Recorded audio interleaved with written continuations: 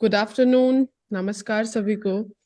Amrit Mehsana startup and innovation mission के 65th webinar में मैं आप सभी लोगों का स्वागत करती हूँ। आज जो है हमारे साथ अनिकेत सर हैं, जो कि हमसे बात करेंगे इंजीनियरिंग के बारे में। यहाँ पर हमेशा इंजीनियरिंग वाले स्टूडेंट्स काफी ज्यादा रहते हैं और आपने देखा ही है, बहुत सारे मैकेनिकल इंजीनियर्स हमारे स्पीकर्स रह चुके हैं और वो बहुत बड़ी बड़ी कंपनियों के मालिक है आज।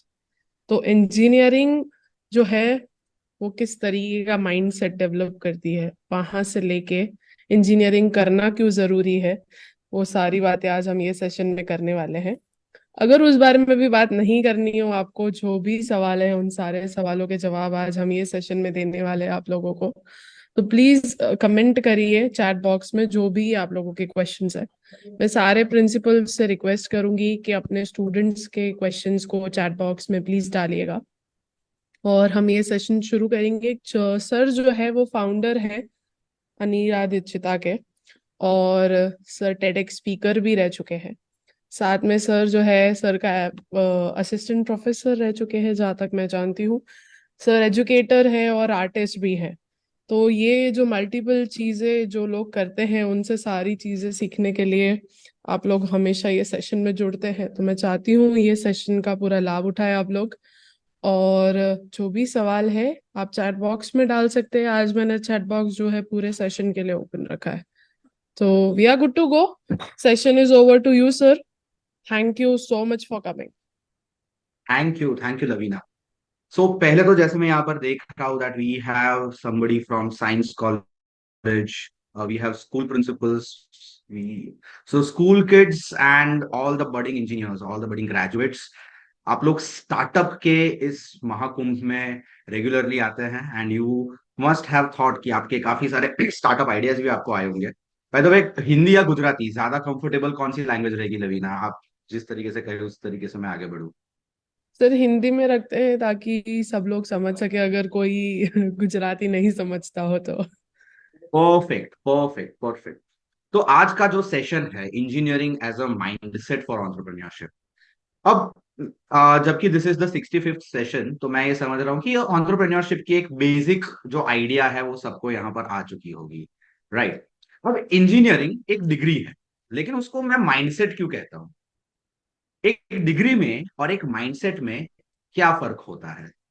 तो सबसे पहले तो जब भी मेजरली जिस तरीके के कॉलेज के शेड्यूल्स होते हैं हमारे, आप देखिए, एक इंजीनियर को हर सब्जेक्ट का, even in fact not just an engineer पर जो भी साइंस के स्टूडेंट्स होते हैं, आप सिर्फ एक सब्जेक्ट नहीं पढ़ते, आप उस सब्जेक्ट का थ्योरी, उसका प्रैक्टिकल, उसके असाइनमेंट्स, उसको एक ही सब्जेक्ट को इतने मल्टीपल वेज में उसको आप स्टडी करते हैं कि number one, your perspective towards one thing opens up in different ways.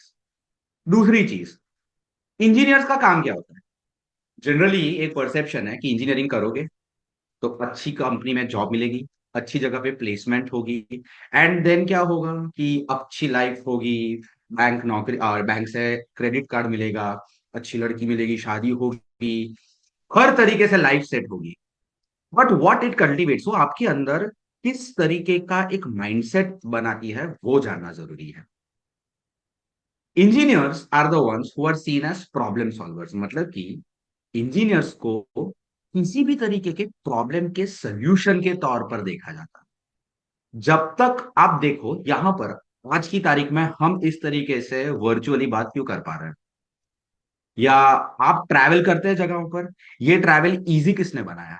How has our life become so easy कि हम घर पर बैठे बैठे पूरी दुनिया को आज देख सकते हैं? Would it have been possible without the use of technology? क्या हम बिना टेक्नोलॉजी के इस्तेमाल किए क्या इतनी आसानी से लाइफ जी सकते हैं? शायद नहीं। इंजीनियर्स का काम होता है किसी भी प्रॉब्लम को सॉल्व करना।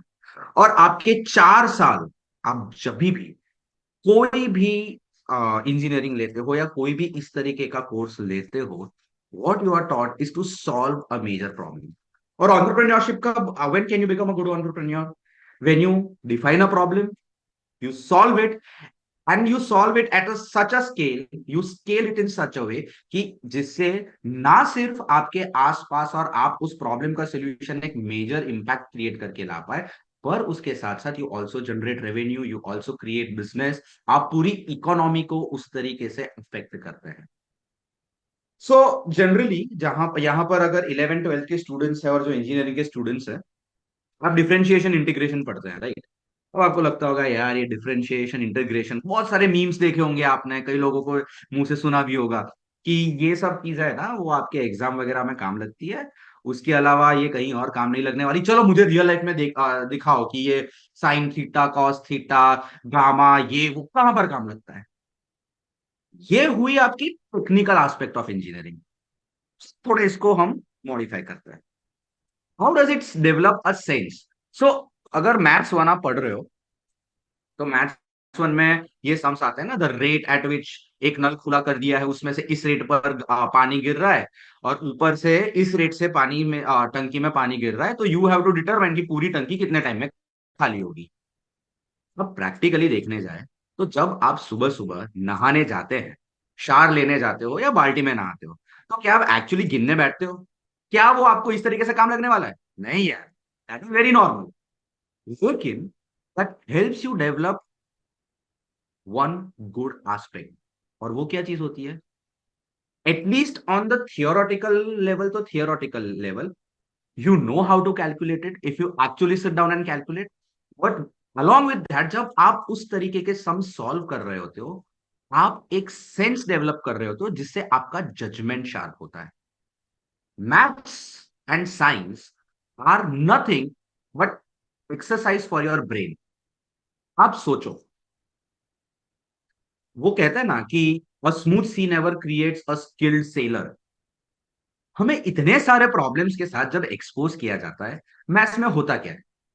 फाइंड एक्स, फाइंड वाई, चार लोगों ने तीन काम इतने दिन में किए, तो वही काम दो लोग कितने दिन में करेंगे?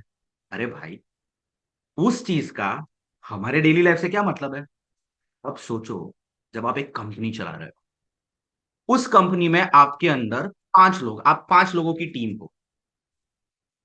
हम जब ये चीज समझते हैं टेक्निकली कि हाँ, 5 लोग अगर एक काम 10 दिन में निपटा रहे हैं, तो 10 लोग वो काम कितने दिन में निपटा देंगे, या एक बंदा वही काम कितने दिन में निपटाएगा? इस तरीके से हम जो सेंस डेवलप करते हैं, उससे हमारे जजमेंट्स, हमारे कैलकुलेशंस, हमारी मेटिकुलरिटी और धीरे धीरे हमारी एक्यूरेसी उस चीज से बढ़ती है। डिफरेंशिएशन इंटीग्रेशन पर मैं वापस आता हूँ। सो बेसिकली डिफरेंशिएशन और इंटीग्रेशन क्या चीज होती है? अगर आप देखो तो डिफरेंशिएशन क्या होता है? D by D x of F of x. D by D x क्या होता है? बेसिकली छोटे छोटे छोटे छोटे पुर्जे। उन पुर्जों को जब आप इकट्ठा करते हो तो वो हो जाता है integration, that is integral F of x. Integration differentiation, differentiation integration. आप जब ये कॉन्स्टेंटली पढ़ते रहते हो, पढ़ते रहते हो, पढ़ते रहते हो, slowly and gradually what happens is your brain starts thinking in that direction कि किस तरीके से किसी भी मैक्रो चीज को माइक्रो लेवल पर आकर के सॉल्व कर सकते हो by the method of differentiating it. और इन्हीं छोटी छोटी माइक्रो चीजों को इंटीग्रेट करके आप किस तरीके से एक बड़ी चीज बना सकते हो। फॉर एन एग्जाम्पल, जैसे लवीना मैडम अभी बता रहे थे कि यहाँ पर मैकेनिकल इंजीनियर ज्यादा है, राइट? चलो फर्ज करते हैं कोई भी एक मशीन है, समथिंग वेरी सिंपल, जैसे मान लीजिए हम किसी कार की बात कर रहे हैं, तो क्या कार एक ही साथ बन जाती है? नहीं ना। उसके अंदर इंजन अलग जगह पर बनता है, उसके सस्पेंशन अलग जगह पर बनते हैं, उसका जो इलेक्ट्रिक सर्किट होता है वो अलग जगह से होता है, बॉडी अलग जगह पर होती है। These are small pockets. फर्ज करो ये सारे वेरिएबल्स हैं, and f of x is the function of integrating them and bringing them into a car. तो जब आप integration of F of x करते हो, और ये सारे अलग अलग इक्वेशंस है, राइट? लाइक इंजन मान लो हमने बोल दिया x plus X square plus X plus one, seat और उसका जो पूरा प्लास्टिक्स के कंपोनेंट है वो हो गया X Q plus X square plus X plus one. जो टायर्स वगैरह है उसको हम मान लेते हैं X plus zero, X plus B, X plus Y, X Y Z. इन सबको जब आप इंटीग्रेट करके when you define your F of X, you get an entire car. अब ये चीज शायद आपको रियल लाइफ में दिखती नहीं है, but once your brain is ready once your brain is used, इन 4 सालों में जब आप और कुछ नहीं करते, सिर्फ इस प्रकार के प्रॉब्लम सॉल्व करते रहते हो, 11th 12th में जेडब्ल्यू की प्रिपरेशन के टाइम पर हो या अपने बोर्ड्स के एग्जाम के टाइम पर हो, all you have done is encountered problems, solved them and made sure that आपको करेक्ट आंसर मिले। जब आप रिसर्च की फील्ड में जाते हो, जब आप एकेडमिक्स की फील्ड में जाते हो, तब तो ये आपको थियोरेटिकल नॉलेज काफी काम लगता ही लगता है। लेकिन इन 4 सालों में जब आप इंडस्ट्री में बाहर जाते हो, तब आप चाहो या ना चाहो, engineering and the studies of science help you become an automatic solution oriented person. Of course इसमें हमारा अप्रोच, हमारा जो एटीट्यूड है वो काफी मैटर करता है, क्योंकि जैसा हम कहा जाता है ना इंडिया में कि पहले इंजीनियरिंग हम पहले करते हैं, उसके बाद सोचते हैं कि लाइफ में क्या करना है। और वैसे भी अगर आप स्टार्टअप्स देखो, the most earning startups have a technological integration into their startup. You know why? Because it changes lives in means and ways. घर पर खाना चाहिए, रेस्टोरेंट में जाना नहीं है, बाहर बारिश हो रही है, कंटाड़ो आवे छे, कौन હવે ત્યાં સુધી जाए, आप क्या कर रहे हो अब? You go on to Swiggy, you go on to Zomato, you go on to Uber Eats, आप इन एप्लीकेशंस पर जाते हो, you order what you want, आपके घर पर खाना रेडी। क्या टेक्नोलॉजी के बिना हो पाता? Tesla is Tesla today. कितने सारे यहां पर बच्चे हैं जो एलन मस्क बनना चाहते हैं। एलन मस्क ने शुरुआत की थी पेपाल से, which is a financial platform integrated with internet, and he created something new. He is into SpaceX, he is into Tesla and automatic car. ये सारी चीजें, क्यों टेक्नोलॉजी इतनी ज्यादा इंपैक्टफुल होती है? टेक्नोलॉजी और कुछ नहीं होती, वो एक ऐसा चमत्कार है जिस चमत्कार को करना हर एक इंसान के लिए पॉसिबल है। और इंजीनियर्स वो जादूगर है जो ये चमत्कार करना जानते हैं। लेकिन थोड़ा सा, जब हम एंटरप्रेन्योरशिप की बात करते हैं ना, तो थोड़ा सा एक प्रॉब्लम आ जाता है हम इंजीनियर्स को पर्टिकुलरली। और वो होता है किस चीज का होता है? प्रोडक्ट आवड़े बनता, टेक्नोलॉजी चलो आ गई, एप्लीकेशन भी बना लिया, लेकिन अब उसको बेचे कहाँ, कैसे, कितने में? क्योंकि सर, हम तो साइंस के स्टूडेंट्स हैं, हमको कॉमर्स थोड़ी आता है, हमको मार्केटिंग थोड़ी आता है, हमको फाइनेंस थोड़ी आता है। मैं जब बच्चों को पढ़ाने जाता हूँ, तब मैं एक चीज बहुत कॉमन देखता हूँ। अगर किसी, मान लो मैं आर्ट्स के बच्चे को पूछता हूँ कि न्यूटन्स लॉ ऑफ मोशन, अरे सर हम तो कॉमर्स के स्टूडेंट्स हैं, तो हमको न्यूटन्स लॉ ऑफ मोशन कहाँ से आएगा? और वैसे ही अगर मैं किसी साइंस के बच्चे को पूछता हूँ कि अरे वो बैंकिंग का अभी इंस्टॉलमेंट का क्या इंटरेस्ट पर तूने वो लिया, अरे सर हम तो इंजीनियर के स्टूडेंट्स हैं, हमको थोड़ी कॉमर्स के सब्जेक्ट्स आएंगे। पर मेरे बच्चों, ये सारी तो बेसिक चीजें होती है, ये सारे चैप्टर्स हमने 8th 9th 10th में पढ़ लिए हैं। What we are doing now is the application part of it. Physics क्या है? Physics is the application of mathematics.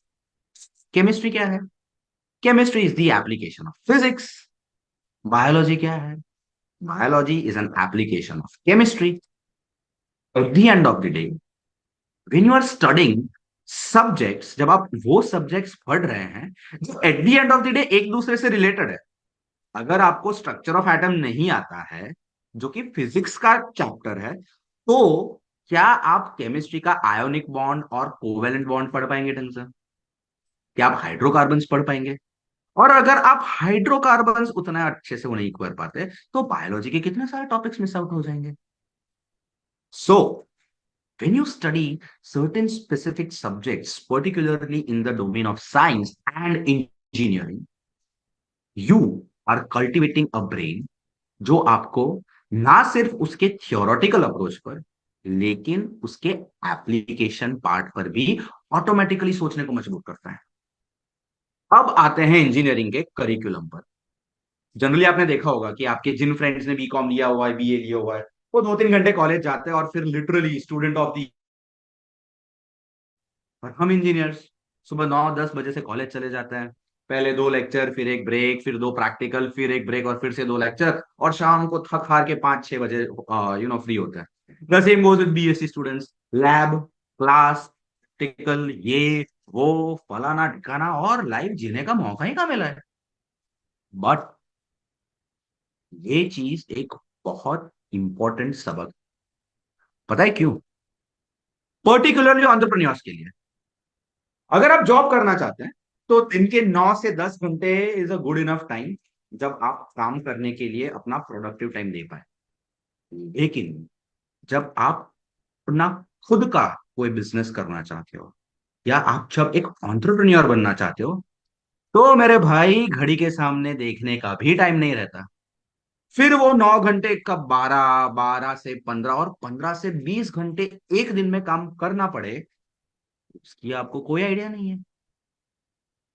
जब एक इंजीनियरिंग के स्टूडेंट को सुबह से शाम तक रगड़ा जाता है, घिसा जाता है, उस जगह पर रखा जाता है, एक ही जगह के अंदर, इन्हीं सारे सब्जेक्ट्स के बीच आपकी तैयारी हो रही है उस खेल के लिए जिसका नाम है जिंदगी।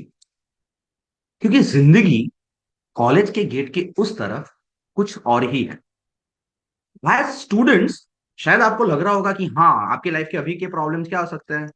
असाइनमेंट पूरा नहीं हुआ, फ्रेंड्स बात नहीं कर रहे हैं, घर पे झगड़ा हो रहा है, I am away from my family, तो घर पर उनकी याद आ रही है, टीचर्स परेशान कर रहे हैं, फ्रेंड्स परेशान कर रहे हैं, ब्ला ब्ला ब्ला ब्ला ब्ला।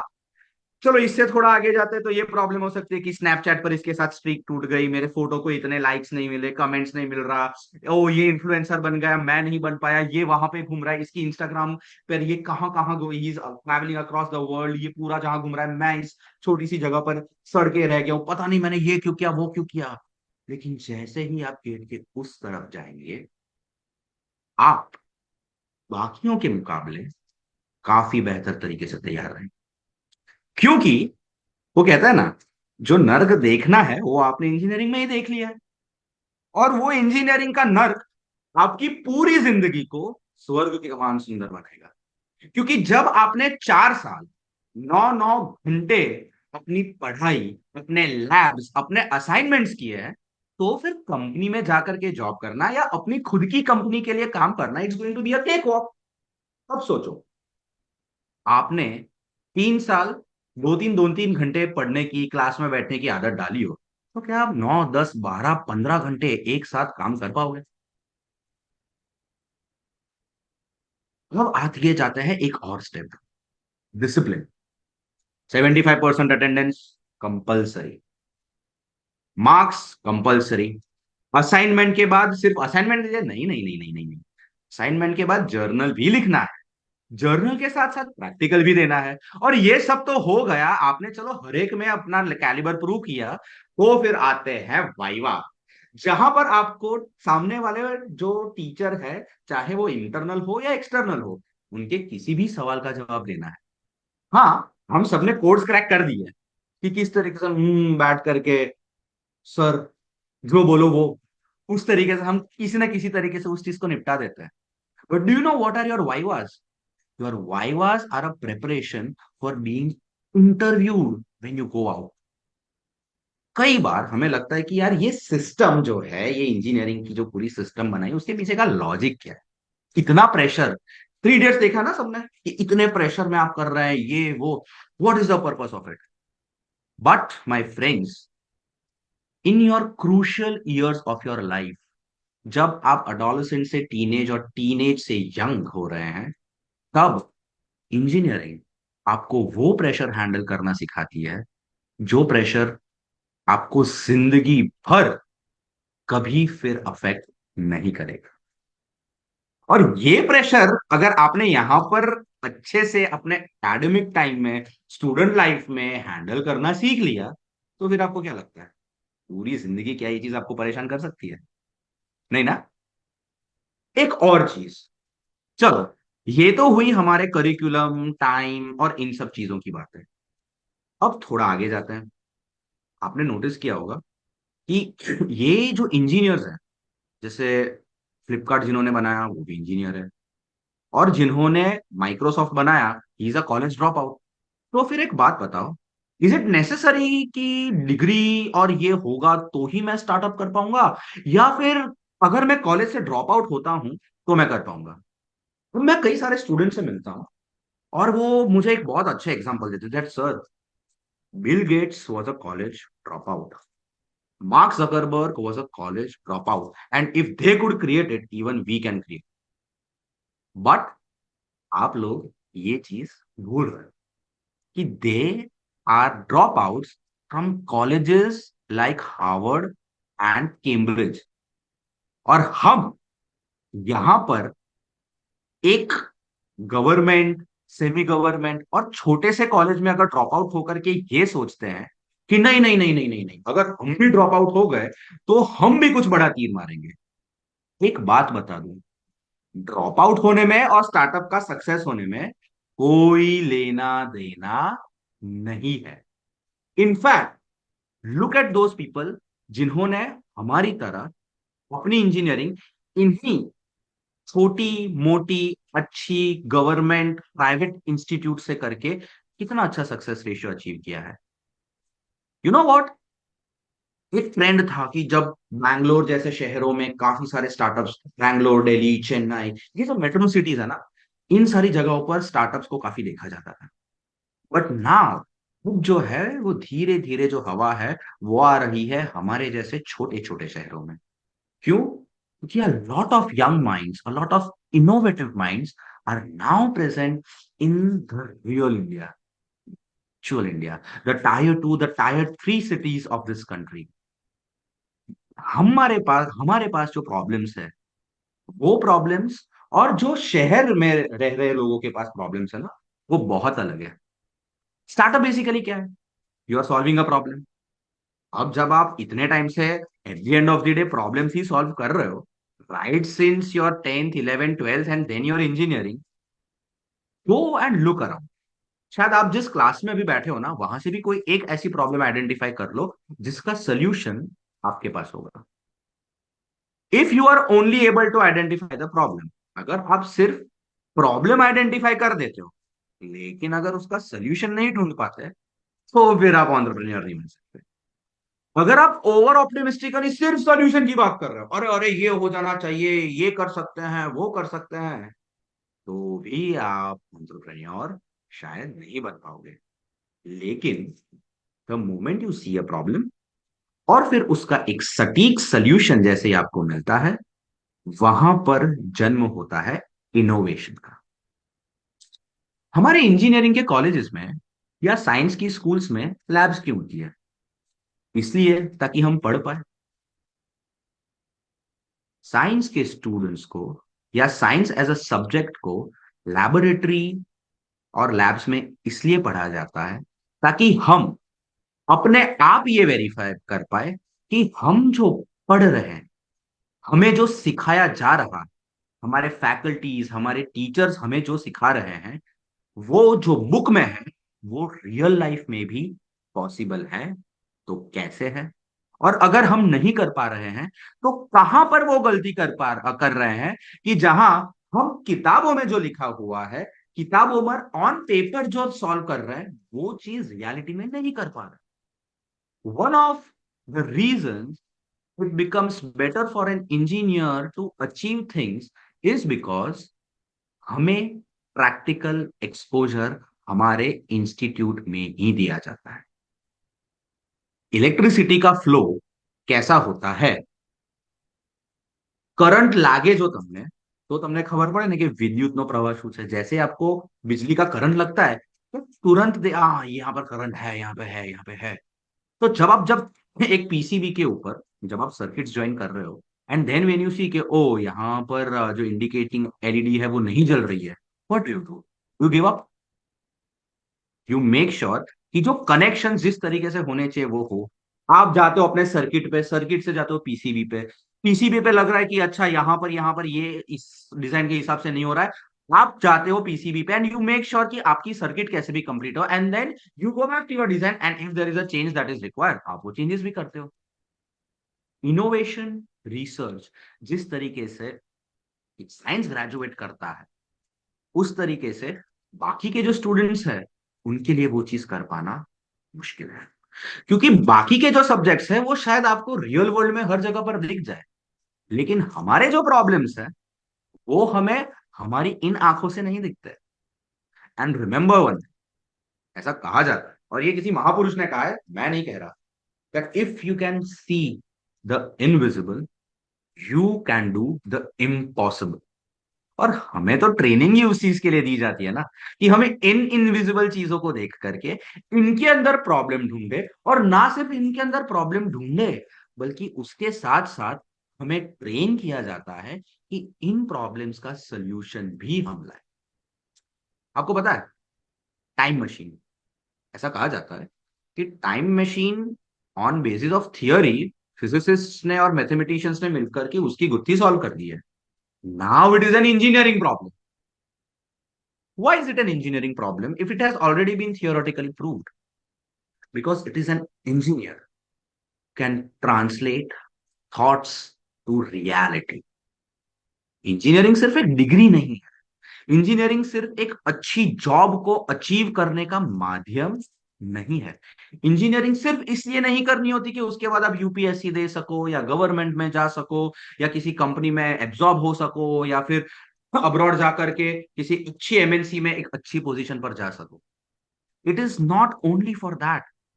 इंजीनियरिंग इज एन अप्रोच जहां पर आप you can create anything out of nothing. Innovation, ऐसी चीजें जो किसी के दिमाग में नहीं आती, ऐसे सोल्यूशन जो शायद कोई सोच नहीं सकता, ऐसी ऐसी चीजें जो और कहीं को देखने नहीं मिलती, वो सारी चीजें एक इंजीनियर का दिमाग देख सकता है। जब आप 4 साल, और उसके बाद अगर आप मास्टर्स करते हो तो और 2 साल, in fact right from your 11th and 12th, जब आप वो प्रॉब्लम सॉल्व कर रहे हो जिसको जो आप टेक्निकली कहीं पर भी शायद देख नहीं पा रहे हो, आपका दिमाग ढूंढता है ना, कहाँ है। हम जनरली बोलते हैं कहाँ है साइन थीटा कॉस थीटा, कहाँ पर है लाप्लास, कहाँ पर है फूरियम इक्वेशन, ये तो सिर्फ जिनको पढ़ना है आगे उन्हीं को काम लगेगा ना। लेकिन थोड़ा सा दिमाग से सोचो, जब आप वो चीजें पढ़ रहे हो जो आप देख नहीं पा रहे हो, योर ब्रेन, आपका दिमाग जो है, it starts thinking beyond what is seen. आपके सामने जो आप अपनी इन आंखों से देख पाते हो, उसके आगे जाकर के सोच। इंजीनियरिंग भी, जब आप जॉब में जाते हो, एंटरप्रेन्योर के साथ साथ an engineer can also be a very good intrapreneur. ये इंट्राप्रेन्योर क्या होता है? इंट्राप्रेन्योर मतलब जो लोग खुद का बिजनेस नहीं संभालते, लेकिन जिनके बिना एक बिजनेस संभल भी नहीं सकता। जो लोग एक कंपनी में जॉब करते हैं, लेकिन वो जो जॉब करते हैं उसको इतनी शिद्दत से, इतनी लगन से और इस तरीके से करते हैं कि उनके बिना शायद वो कंपनी उस तरीके के रिजल्ट्स ना दे पाए जैसा वो दे सकती है। इंट्राप्रेन्योर और एंटरप्रेन्योर, इसके बारे में हम थोड़ी आगे बात करेंगे बाद में।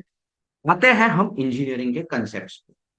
आप चाहे मैकेनिकल करो, चाहे इलेक्ट्रिकल करो, चाहे सिविल करो, ईसी करो, आईटी करो, ऑटोमोबाइल करो, इंस्ट्रूमेंटेशन करो, कंप्यूटर इंजीनियरिंग करो, कोई भी इंजीनियरिंग करो, eight the end of the day आप रियलाइज करोगे कि अगर आप कोड कर रहे हो, आप कुछ नया बना रहे हो। अगर आप सर्किट्स ज्वाइन कर रहे हो, आप कुछ नया बना रहे हो। आप कुछ कंस्ट्रक्ट कर रहे हो, आप कुछ नया बना रहे हो। अगर आप कुछ इनोवेट कर रहे हो, आप कुछ नया बना रहे हो। आप कुछ वर्कशॉप पर जाकर के एक ब्लॉक भी बना रहे हो, आप कुछ नया बना रहे हो। And engineering is the perfect combination of art, science combined. जब कला के अंदर गणित, मतलब कि जब मैथ्स एंड आर्ट कंबाइन होता है ना, तब इंजीनियरिंग फॉर्म होता है। क्योंकि क्रिएटिविटी अगर हम में नहीं है, तो फिर हाँ इंजीनियरिंग बोरिंग लगेगी। वही चैप्टर्स, वही सम्स, वही उसी प्रकार की थियरी, एज ગોખીને જાઓ અતુલ પ્રકાશન માંથી કે પછી કચોટ, કે યાર કચોટ એવી બધી बुक्स માંથી આપણે કરી લીધું। चलो ठीक है, अगर किसी को अच्छा इंग्लिश आता है तो किसी ने पियर्सन और उनकी पब्लिकेशंस ली, वही सम सॉल्व किए, जो टॉपर होगा उसके पास से असाइनमेंट्स कॉपी कर लिए, नहीं आया तो वही आंसर रट लिए, और हमने पूरे 4 साल उस तरीके से गंवा दिए। लेकिन अगर सोचने जाए, अगर देखने जाए, तो थोड़ा आगे की सोचकर आगे देखो। जो लैब आपकी कॉलेजेस में है, जाओ वहां पर, कनेक्ट करो आरएस को, वर्कशॉप में जाओ, जो पहले ही साल में हर इंजीनियरिंग के स्टूडेंट को सिखाया जाता है, ब्लॉक्स बनाना, वेल्डिंग करना। जाओ जाकर के कुछ नया करो, प्रोडक्ट इनोवेट करो, सर्विसेज के बारे में सोचो। आप एप्लीकेशन बिल्डअप कर रहे हो, आप किसी का आईटी प्रॉब्लम सॉल्व कर रहे हो, आप मशीन बिल्डअप कर रहे हो, किसी का मैकेनिकल प्रॉब्लम सॉल्व कर रहे हो, आप कुछ नया डिजाइन कर रहे हो, आप किसी का R&D और डिजाइन प्रॉब्लम सॉल्व कर रहे हो। There are so many problems beyond the vision of ordinary people. ऐसे कई सारे प्रॉब्लम्स हैं जो आपके आसपास के नॉर्मल लोग जो है वो शायद नहीं देख पाएंगे, लेकिन अगर आपने इंजीनियरिंग पढ़ी हुई तो आपको पता हो। जैसे गाड़ी खराब होती है तो उस टाइम पर मैकेनिक को पता चलता है ना कि कौन सा पुर्जा कौन सा नट बोल्ट टाइट करने से गाड़ी शुरू हो जाएगी। क्यों? क्योंकि उसके पास वो टेक्निकल नॉलेज है। व्हाट्सएप पर जब ग्लिच आता है या ट्विटर इंस्टाग्राम फेसबुक डाउन होता है, अब सब चिल्लाते हैं, ओ इट इज डाउन, हैशटैग ये हैशटैग वो। But at the end of the day वो एक इंजीनियर जो ये सारे प्रॉब्लम्स सॉल्व करता है। कार में नया इनोवेशन चाहिए, डिजाइन चाहिए, बाइक्स डिजाइन करनी है, कोई और ऑटोमोबाइल डिजाइन करना, you want to design a spacecraft. एक आर्टिस्ट अपने इमेजिनेशन के साथ जैसे नए नए फिगर्स बनाता है, एक इंजीनियर उसी पेंटिंग में जान भरता है। इंजीनियर का काम होता है किसी भी थॉट को रियलिटी में लाना, किसी भी चमत्कार को सच करना, किसी भी ख्वाब को हकीकत में बदलना। Because it is not only a degree, वो सिर्फ एक डिग्री नहीं है, वो एक माइंडसेट। इंजीनियरिंग एक डिसिप्लिन और साथ साथ एक अप्रोच है, ना केवल आपकी पढ़ाई की ओर, ना केवल आपके सब्जेक्ट्स की ओर, बट सोचो बियॉन्ड दिस, सोचो बियॉन्ड योर कॉलेज, सोचो बियॉन्ड योर सब्जेक्ट, सोचो बियॉन्ड मार्क्स। और आप तब रियलाइज करोगे कि इंजीनियरिंग के डोमेन नॉलेज से आप ऐसे ऐसे प्रॉब्लम सॉल्व कर सकते हो जिनके बारे में शायद आम लोगों को पता भी नहीं। पता है दोस्तों, जब मार्क जुकरबर्ग ने सोचा कि मैं एक प्लेटफॉर्म क्रिएट करना चाहता हूं जहां पर हम दोस्त मिल पाए, उस टाइम पर उसके इंजीनियरिंग के नॉलेज से वो अपने जो आइडियाज थे उसको रियलिटी में कन्वर्ट कर पाया। अगर वो सोच करके बैठता कि हाँ मेरा आईटी खत्म हो जाए उसके बाद मैं जाऊंगा किसी जॉब पर, वहां से मुझे एब्जॉर्ब कर लेंगे, and then I will have a CTC, 4 lakh की सीटीसी, 10 लाख की सीटीसी, 15 लाख की सीटीसी, क्या होता? क्या आप अभी इंस्टाग्राम फेसबुक व्हाट्सएप इस तरीके से यूज कर सकते हैं? सोचो, क्या वो एक ऐसा प्रॉब्लम था जो उस टाइम पर एग्जिस्ट भी करता था? हम्म? पहले के जमाने में ये लैंडलाइन फोन्स हुआ करते थे, उसके बाद आया मोबाइल, उसके बाद आए स्मार्टफोन्स, और अब इंटरनेट के साथ you have got everything on your finger tips. क्या ये प्रॉब्लम किसी ने डिफाइन किया था पहले? लोग तो चिट्ठी खत लिख करके खुश थे ना। वो एक टेक्निकल बंदा था जिसको लगा कि अगर मैं समाज के लिए, देश के लिए, दुनिया के लिए अपनी स्किल से कुछ बेहतर कर सकता हूं, जिसके चलते इतने सारे लोगों की जिंदगी बदल सकती है, तो फिर मैं क्यों ना करूं? अगर चाहते हो दुनिया बदलना तो वो तुम कर सकते हो।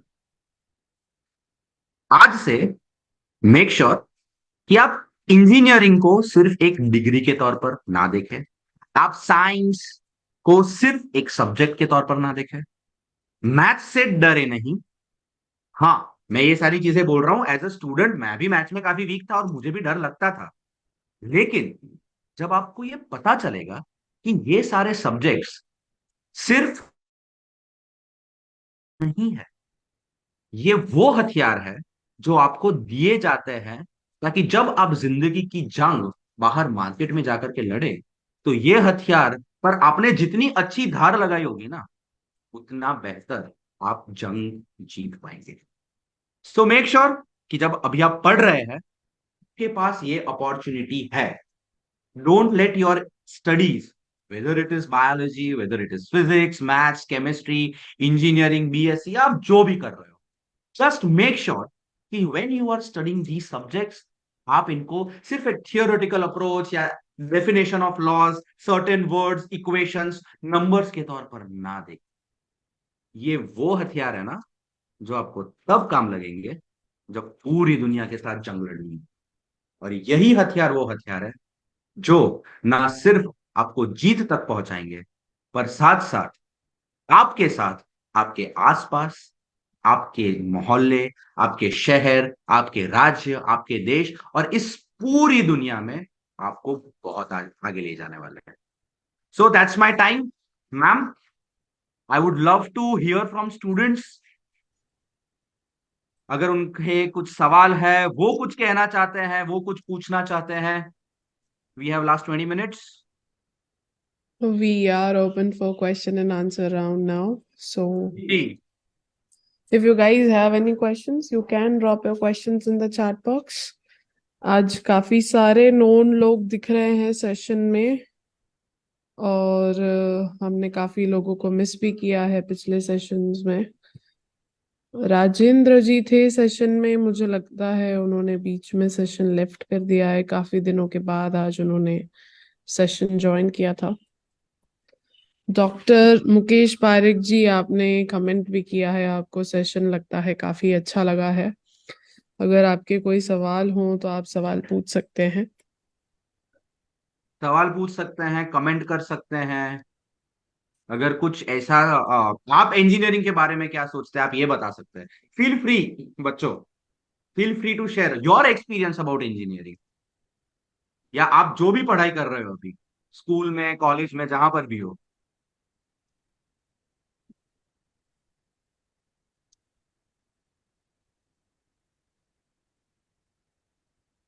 तब तक हम क्वेश्चन आंसर राउंड कर लेते हैं। जी जी जी, बिल्कुल। तो सर, मैं बहुत क्यूरियस हूँ ये जानने के लिए जी। कि आपकी ये इतनी गहरी जो अंडरस्टैंडिंग है कि कैसे जो साइंस है, टेक्नोलॉजी है, वो डे टू डे लाइफ में हम यूज करते हैं। इवन मैं भी साइंस बैकग्राउंड से हूँ, लेकिन हम इतना क्लियरली इमेजिन और पिक्चराइज नहीं कर सकते हैं कि ये जो है ये एग्जिस्ट भी करता है इस तरीके से। तो किस चीज से इंस्पायर हुए आप कि ये सारी चीजों की समझ किस तरीके से आई, वो प्रोसेस मैं जानना चाहूंगी। एक्चुअली इसका श्रेय मैं देना चाहूंगा अपने professor doctor Harish Chaudhary at IIT Delhi. एक उन्होंने मुझे जो लाइन कही थी, जो मुझे सोचने पर, जिसने मुझे मजबूर कर दिया कि हाँ यार इंजीनियरिंग, क्योंकि आई वॉज अगेन जैसा आपको पता है मेरा थिएटर बेस्ड स्टार्टअप है, it's a performing art startup, और मैं खुद एक इंजीनियर हूँ। तो how do I connect these things all together. तो मेरा भी यहाँ पर जैसे कई सारे बच्चे इंजीनियरिंग सिर्फ इसलिए कर रहे होंगे कि चलो पप्पा कहू छे, मम्मी कहू छे, इंजीनियरिंग करवा जाता रहा। तो मेरा भी कुछ ऐसा ही था। आई वॉज, मुझे शायद करनी नहीं थी उस टाइम पर इंजीनियरिंग, शायद आई was very sure at that point of time कि मुझे इंजीनियरिंग करनी नहीं है। मैं कर रहा हूँ, ठीक है, कैसे भी स्कोर कैसा भी आ रहा है, यहाँ पर लेक्चर चल रहा है, मैं पीछे बैठे बैठे लिख रहा हूँ कविताएं, ये वो, and I was not genuinely interested in it. पर जब उन्होंने ये एक लाइन बोली that engineering is not about subjects, it is not about your calculations and this thing, it is a discipline that you that helps you with life, तब पहली बार मैंने ये एंगल इंजीनियरिंग का एक्सप्लोर किया। और फिर जब मैं इंडस्ट्री में गया, जब व्हेन आई, ये जो एक सवाल आता है ना कि हम जो पढ़ते हैं उसका एप्लीकेशन कहाँ पर होता है, जनरली हमारे टाइम पर ये मजाक उड़ाया जाता था कि अगर आप कॉलेज में पढ़ रहे हो तो सिर्फ एक लॉयर को और एक डॉक्टर को ही अपनी कॉलेज की पढ़ाई काम लगने वाली है, बाकी किसी को कोई पढ़ाई काम नहीं लगने वाली। आज शायद सच है, पर काम क्या लगती है ना, वो होती है ये ट्रेनिंग, वो होता है ये अप्रोच। अगर, तब मैंने रियलाइज किया जब मैं कॉर्पोरेट्स में गया, जब मैं प्रोडक्शन यूनिट में बैठा, जब मैं यहाँ पर मैन्युफैक्चर कर रहा हूँ एक ट्रांसफॉर्मर वाइंडिंग, या यहाँ पर ऑटोडेस्क पर डिजाइन कर रहा हूँ अलग अलग चीजें, सिमुलेशन सॉफ्ट पर वो मैं पूरा कर रहा हूँ, तब मैंने रियलाइज किया कि it is not about what you have studied, it is about how well have you applied that knowledge. अगर आपके पास एप्लीकेशन नहीं है, तो फिर आप चाहे कोई भी सब्जेक्ट पढ़ ले, चाहे किसी भी इंस्टीट्यूट से पढ़ ले, it is going to make no difference. और इंजीनियरिंग है क्या? इंजीनियरिंग तो है ही इन सारे सब्जेक्ट्स का एप्लीकेशन। सो एक एप्लीकेशन, एप्लीकेशन मतलब कि आनो उपयोग क्या करवो, ये जो हम पढ़ रहे हैं वो कहाँ कहाँ हम काम लगा सकते हैं, ये अप्रोच जो है वो मेरा वहां से डेवलप होना शुरू हुआ। दूसरी चीज कि ये सवाल मुझे भी था कि ये सारी चीजें काम कहाँ लगती है। सो जब मैंने स्टार्टअप शुरू किया, तो जैसे मैंने अभी आपको बताया ना, बेसिक इंटीग्रेशन डिफरेंशिएशन का एक टॉपिक लेते हैं कि क्राउड की हम जब बात करें, right, as entrepreneurs we need crowd to market our services, to market our products. What are these crowds? You take these crowds to be DFX, right? They all come together and they create a big event, whether it is a seminar, या जैसे मैं अपनी बात करूं play में, तो वो auditorium को जब मैं लोगों से भरता हूं, that becomes integration of F of X in a theatrical way. और जब वो लोग डिस्पर्स हो जाते हैं, that becomes differentiation of F of X. So जब डिफरेंशिएट होते हैं वो यहां जाते हैं, इंटीग्रेशन होते हैं यहां जाता है। Now what I need to do is I need to define my f of x, so that I exactly govern the entire variable the way I want as an entrepreneur. तो एक entrepreneur के लिए engineering किस तरीके से काम लगी, वो मैंने तब जाना जब मैं एक्चुअली entrepreneurship के दरिया में कूदा। और वहां से ये अंडरस्टैंडिंग मेरी काफी ज्यादा मच्योर तरीके से और डेवलप हुई। काफी मैं मेरे पास कोई शब्द नहीं है इस चीज को एक्सप्रेस करने के लिए। लेकिन मैं स्टूडेंट्स को ये बताना चाहूंगी कि हमारी जब यंग एज होती है हम बहुत क्यूरियस होते हैं, बहुत सवाल पूछते हैं हम लोग। ठीक है, एक क्वेश्चन भी आया है सर। जी जी जी। जी। तो हम जब बहुत सारे सवाल पूछते हैं बचपन में, तो काफी बार हमको चुप कर दिया जाता है, इसीलिए हम शायद एक टाइम के बाद सवाल पूछना बंद कर देते हैं और जो होता है वो उस गो विद द फ्लो में आ जाते हैं। बट मुझे लगता है कि हमको हमेशा कंटिन्यूअसली क्वेश्चन करते रहना चाहिए हर एक चीज को, कि वो कहाँ पे काम लगती है हमको। तो काफी अच्छे तरीके से आपने ये सवाल का जवाब दिया, thank you so much sir. नहीं, बट एक आई थिंक ये क्वेश्चन आया एक है और सर। सवाल आया है जी। ज्यादातर इंजीनियरिंग कॉलेज में प्रैक्टिकल ज्यादा नहीं सिखाते, 2020 की एजुकेशन पॉलिसी एप्लीकेशन पर ज्यादा भार देती है। तो आने वाले 10 साल में कॉलेज इसको कैसे तैयार रहना होगा? If I am not wrong, ये 100% किसी फैकल्टी ने पूछा है सवाल, क्योंकि मैं एक फैकल्टी खुद हूं, I can relate with that question.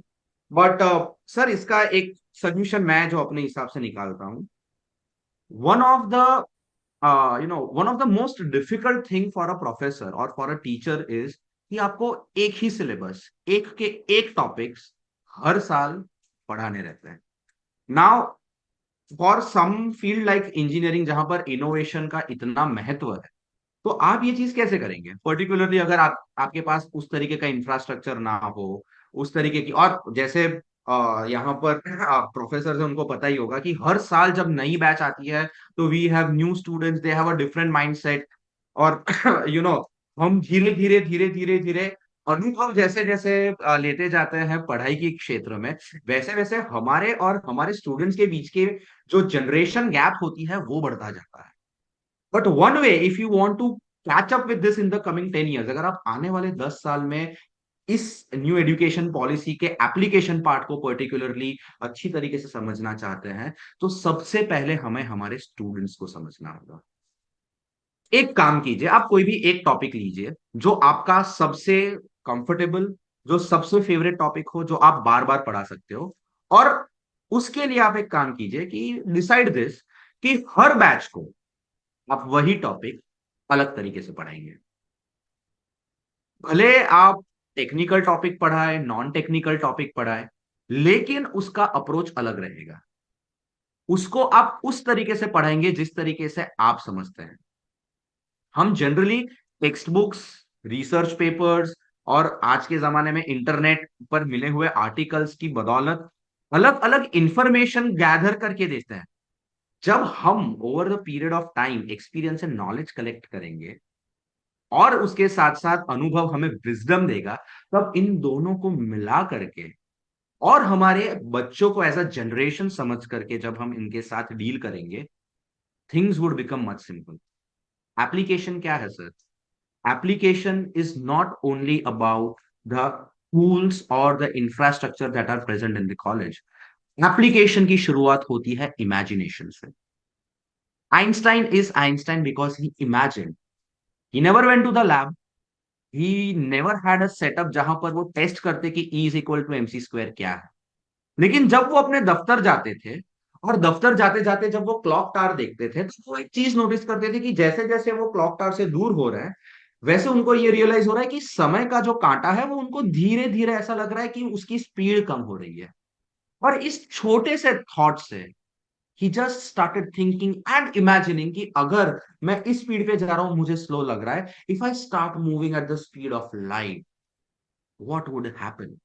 और उसी चीज को उन्होंने ट्रांसलेट किया in the form of E is equal to MC square, जिसको इतने जो जब आया उसके ऊपर जब प्रैक्टिकल्स हुए तब सिर्फ एक चेंज हुआ, that E is equal to delta MC square. That was a pure result of imagination. तो आप जितनी अपनी इमेजिनेशन बढ़ाएंगे उतनी ही बेहतर तरीके से आप एप्लीकेशंस ढूंढ पाएंगे और उतनी ही ज्यादा again your imagination will help you to be creative. Your creativity will lead you to innovation. Have I answered your question sir? Already thumbs up. Thank you. There's one more question. Sure sir. आपके कहने का मतलब है कि आप कोई भी stream से ग्रेजुएशन कंप्लीट करते हैं ये मायने नहीं रखता है, बट आप किस फील्ड में स्किल्ड है ये आपको आगे ले जाती है, और anything else. Yes sir, absolutely. देखिए, दो तीन चीजें मैं आपको यहाँ पर बताना चाहूंगा. कोर्स आपका डोमेन नॉलेज जो है वो तो रहता ही है. अब जब न्यू एजुकेशन पॉलिसी आई है उसकी बेस्ट चीज ये है कि आप एक डुअल डिग्री भी ले सकते हैं. हो सकता है अगर न्यू एजुकेशन पॉलिसी मेरे टाइम पर आई होती तो मैं इंजीनियरिंग के साथ साथ थिएटर लेता, तो मेरे दोनों तरफ के डोमेन नॉलेज काफी बेहतर होते. पर आप किसी भी फील्ड में जाना चाहे, चाहे आप जॉब कर रहे हो, चाहे आप खुद का बिजनेस कर रहे हो, चाहे आप फ्रीलांस कर रहे हो, चाहे आप अब्रॉड जाना चाहते हो, कुछ भी करना चाहते हो, एक चीज हमेशा याद रखिए कि हमेशा वो काम कीजिए जो आपको पसंद है. क्योंकि जब आप अपनी पसंदीदा काम करेंगे ना तो आपको अपने माइंड को फोर्सफुली किसी चीज में फोकस रखने के लिए उतना प्रेशर नहीं डालना पड़ेगा. फॉर एन एग्जाम्पल, अगर आपको गाना पसंद है, भले आपकी आवाज कितनी ही घटिया हो, जरूरी नहीं है कि अगर आपको गाना पसंद है इसका मतलब अगर आप अरिजीत नहीं बने तो आप सक्सेसफुल नहीं है. क्या पता. You see AI the way it is working today. अगर आपको गाना पसंद है और साथ साथ आपको कोडिंग अच्छा आता है, come on, fuse it. You are creating a sound, you are creating a software जहां पर आप AI और म्यूजिक को मर्ज करके कुछ ऐसा बना रहे हो जहां पर आपके दिमाग की धुन सीधी यहाँ पर AI के थ्रू आ जाए. मान लो आपको कसरत करना पसंद है और उसके साथ साथ you are into the mechanics, तो आप शायद कुछ ऐसा इक्विपमेंट कर सकते हो जिसमें आपकी बॉडी इतनी जिमिंग और एक्टिविटीज के बाद भी जिस तरीके का जो मसल पेन क्रैम्प वगैरह होता है वो ना कर पाए. If you do what you love, ideas will automatically come to you. आपको आइडियाज के पीछे नहीं भागना पड़ेगा, आइडियाज आपके पास आएंगे. और हाँ, मैं मानता हूं हर आइडिया एग्जीक्यूटेबल नहीं होगा. हर idea will not be $1 billion idea. और जब आपके पास आइडिया का एक पूल हो जाएगा, जब इतने सारे आइडियाज आने लगेंगे, तो आप खुद अपने आइडियाज को इवेल्युएट करना सीखेंगे. आप खुद जानने लगेंगे कि कौन सा आइडिया एग्जीक्यूटेबल है और कौन सा आइडिया एग्जीक्यूट करना चाहिए. With this, let me tell you, if you do what you love, whether it is any field, चाहे सामाजिक दृष्टि से या सामाजिक चश्मे से आपकी फील्ड को कैसा भी देखा जाए, वो मैटर नहीं करेगा. क्योंकि अगर आप वो करते हैं जो आप करना चाहते हैं तो आप वो रिजल्ट्स लाएंगे जो और कोई नहीं ला पाया. And that is what is going to make you different. Perfect sir. Mukesh ji, thank you very much. और मैं एक पॉइंट ऐड करना चाहूंगी सर आपके इस चीज पे. आपने जी जो सारी चीजें अभी एक्सप्लेन की वो हमने प्रीवियस और भी सेशंस में बहुत डिटेल में ये सारी चीजों को कवर किया है. तो जी मुकेश जी, अगर आपने मिस्टर हितेश पोरवाल सर के अगर सेशंस को मिस आउट किया है, जो कि 6 सीरीज है, पूरे 6 सेशन की सीरीज है, तो मैं चाहूंगी आप एक बार वो सीरीज को जाकर देखिए. आपको काफी सारा इंसाइट आएगा जो अभी सर ने शॉर्ट में बिल्कुल एक एसेंस फॉर्म में आपको बता दिया है. हम और भी क्वेश्चंस ले सकते हैं, हमारे पास 10 मिनट है।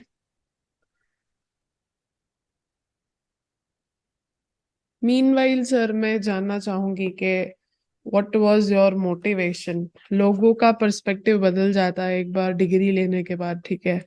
मैं खुद भी स्टूडेंट रह चुकी हूँ, अभी भी स्टूडेंट हूँ। तो पर्सपेक्टिव बदल जाता है एक टाइम के बाद कि ठीक है, अभी जॉब मिल गई है, इतना तो सेटल बाय द टाइम हो जाएंगे। Then why to risk things out? Why to risk 5 7 8 years of your life and get into the startup and ecosystem, or to have your own business or something? Because generational होना एक अलग चीज होती है, startup होना एक अलग चीज होती है। What was your motivation at that time के आपने कहा ठीक है? Actually let's go back to 2017-18। जिस टाइम पर I use to work for a London based company, and मेरा उस समय पर वर्क फ्रॉम होम था। मेरी सैलरी पाउंड्स में आती थी। I had the freedom of working from home. मेरी खुद की टीम थी। और ईआरपी जो होता है, entrepreneur resource plan, enterprise resource planning, उसके सॉफ्टवेयर के साथ I use to deal. And I had a good, handsomely paying job and everything was going great. मेरे क्लासमेट्स के मुकाबले वो एक होता है ना कि ओके, इतनी सैलरी इतनी सैलरी, वो रेस में भी मैं काफी आगे था। और अपने करियर के 5वें ही साल में I was at a position of digital director with 10% stakes of the company. तो it was all going good. फिर क्या हुआ, मैं हुआ बीमार, and I was suffering to falciparum malaria. और इट जस्ट वेंट वे, जेने झेरी मलेरिया कहिए आपने गुजराती में जिसे कहते हैं। तो आई I started getting chills in my body and I had to rush to the hospital. I was in the ICU. My blood pressure had dropped down to 20 by 40, 20 by 40 or 30 by 50. And I was almost on the, you know, एक अंदर आ गया था कि शायद आया आज मैं नहीं बचूंगा। Today could be the last day of my life, because slowly and gradually बिला आखनी सा में अंदर I know I was having some blackout. And I asked one question to myself that if I do not make out of this ICU today, अगर मैं आज यहां से बाहर जिंदा नहीं जाता हूं, तो क्या रिग्रेट रह जाएगा मुझे कि यार काश ये किया होता। और तब ये आया कि यार मुझे हमेशा से थिएटर करना है, और मैंने थिएटर नहीं किया। मुझे जिस तरीके से उसको एक्सप्लोर करना था, मैं उस तरीके से उसको एक्सप्लोर नहीं कर पाया। तब उस आईसीयू में मैंने तय किया कि अगर मैं यहां से जिंदा बाहर जाता हूं, तो मैं समझूंगा कि मुझे एक दूसरा जन्म मिला है। और इस दूसरे जन्म में आई विल मेक श्योर कि मैं वो हर चीज करूं कि जब मैं एक्चुअली में, तब ये ना रहे कि काश मैंने जिंदगी में ये चीज पूरी की होती, काश मैंने वो पूरा किया होता। सो 2018 में I made up my mind. मैंने I resigned. I was very sure कि मैं अब थिएटर में कुछ करूंगा, फिल्म इंडस्ट्री में कुछ करूंगा। सो आई स्टार्टेड एक्सप्लोरिंग। मैं मुंबई गया और बहुत सारी चीजें मैं एक्सप्लोर कर रहा था। बट अगेन वो इनोवेशन का कीड़ा होता है। Entrepreneurship is not just about following your passion, right? You need to solve a greater problem. जब मैं बड़ौदा रहकर के ये जॉब कर रहा था, मुझे मुंबई क्यों जाना पड़ रहा था? क्योंकि यहाँ पर लोकल अपॉर्चुनिटीज मेरे पास थी नहीं। लोकल अपॉर्चुनिटीज क्यों नहीं थी? क्योंकि उसका मार्केट नहीं था, उसकी डिमांड नहीं थी। डिमांड और मार्केट क्यों नहीं था? Because it was a cultural heritage, तो उसका एक पर्टिकुलर सेट ऑफ ऑपरेशन होता है। कुछ जो एस्टेब्लिश्ड एक्टर्स हैं, उनके नाटक आते हैं आपके शहर में, आप उसकी टिकट्स खरीदते हो। अगर आप पॉपुलर हो तो आप उससे पैसे कमाते हो, अगर आप पॉपुलर नहीं हो तो इनके साथ काम करके जो छोटा मोटा आपका घर चलाने के लिए आपको पैसे मिले, तो वो उस तरीके से होता है। और तब ये एक सवाल आया कि एज एन इंजीनियर, अगर मैं जाता हूं कहीं तो मेरी वैल्यू ये है। लेकिन अगर मैं ये नहीं बताता हूं कि मैं एक इंजीनियर हूं और मैं सिर्फ ये बोलूं कि मैं थिएटर करता हूं, तो ये है मेरी वैल्यू। इनफैक्ट अगर आप देखने जाओ तो रिसेंटली लास्ट ईयर जब एक स्टडी हुई थी, उसमें performing arts was given the, जो लास्ट 5 कोर्सेज होते हैं ना, डिग्रीज, तो बॉटम 5 में परफॉर्मिंग आर्ट्स वाज देयर। तो ऐसा क्या करना चाहिए मुझे कि मैं अगर खुद को एक थिएटर करने वाले बंदे के तौर पर भी इंट्रोड्यूस करूं, तो भी मेरी वैल्यू उतनी हो जितनी मेरी वैल्यू तब होती है जब मैं खुद को एक इंजीनियर या एक अच्छे कॉर्पोरेट एम्प्लॉय के तौर पर बताता हूँ। That is where this thing came up कि इनोवेशन करना है। और जब इनोवेशन की बारी आती है तो आप ऑलरेडी एक क्रिएटिव फील्ड में हो ना। जनरली आर्ट्स की फील्ड को काफी क्रिएटिव माना जाता है, तो आप एक आर्ट्स की फील्ड में हो, तो मैं इसमें इनोवेशन क्या ला सकता हूँ? यहां पर आता है इंजीनियर का दिमाग। तो तब मैंने अलग अलग मॉड्यूल्स को एक्सप्लोर करना चालू किया। तब मैंने इसका application at the end of the day कि परफॉर्मिंग आर्ट्स को किस तरीके से अप्लाई कर सकते हैं। कॉर्पोरेट में रहते हुए मुझे एचआर का एक्सपीरियंस, मार्केटिंग का एक्सपीरियंस, सीएसआर, इवेंट्स, इन सब चीजों का एक्सपीरियंस तो था ही। और साथ साथ जब मैं जॉब कर रहा था, because I had a great passion for teaching as well, तो मैं 11th 12th के बच्चों को फिजिक्स पढ़ाता था और 9th 10th के बच्चों को साइंस, मैथ्स और इंग्लिश पढ़ाता था। सो जब मैं थिएटर का इनिशियली स्टार्टअप स्टार्टअप से ज्यादा मुझे सिर्फ कुछ नया करना था इस डोमेन में। और जाकर के जब मैंने इस तरीके से उसको एक्सप्लोर करना चालू किया, तब एक स्टार्टअप, एक एंटरप्रेन्योर का अप्रोच मुझ में आया, and that is how I decided कि क्योंकि I want to do something bigger and better, not only for the arts but for every person who is suffering through the same problem that I am suffering through. मैंने एक problem identify किया। Problem क्या था? कि अगर मुझे career बनाने में इस फील्ड में दिक्कत हो रही है, तो बहुतों को यही दिक्कत होती होगी।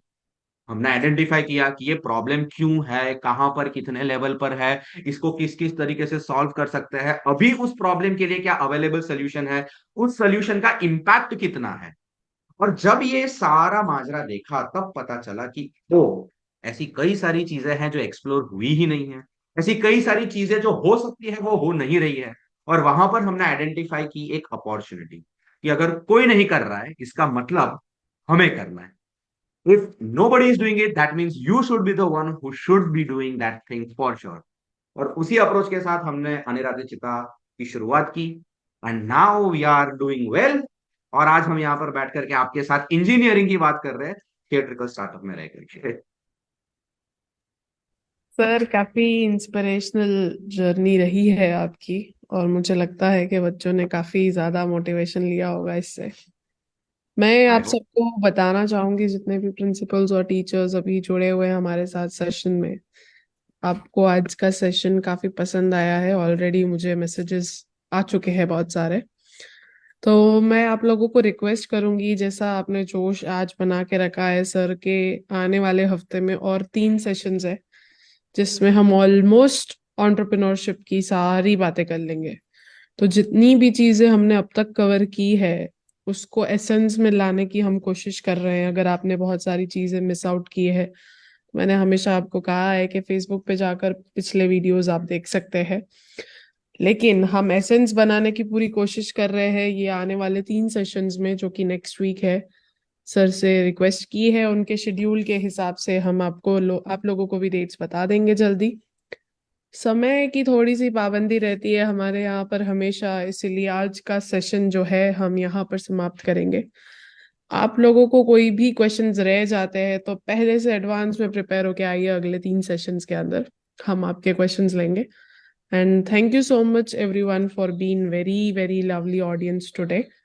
और मैं आप लोगों को ये बताना चाहूंगी, अगर आपकी कोई भी क्वेरीज है तो आप मुझे मेल करिए amritmehsana@gmail.com के ऊपर। साथ साथ हम फेसबुक इंस्टाग्राम पे काफी लाइव है अभी, तो आप हमको डायरेक्ट मैसेज भी कर सकते हैं। पेटेंटेबल आइडिया है तो direct district administration office Mehsana पे आ जाइए, आपकी सारी प्रॉब्लम्स का सोल्यूशन वहां मिल जाएगा। तो thank you so much sir for coming.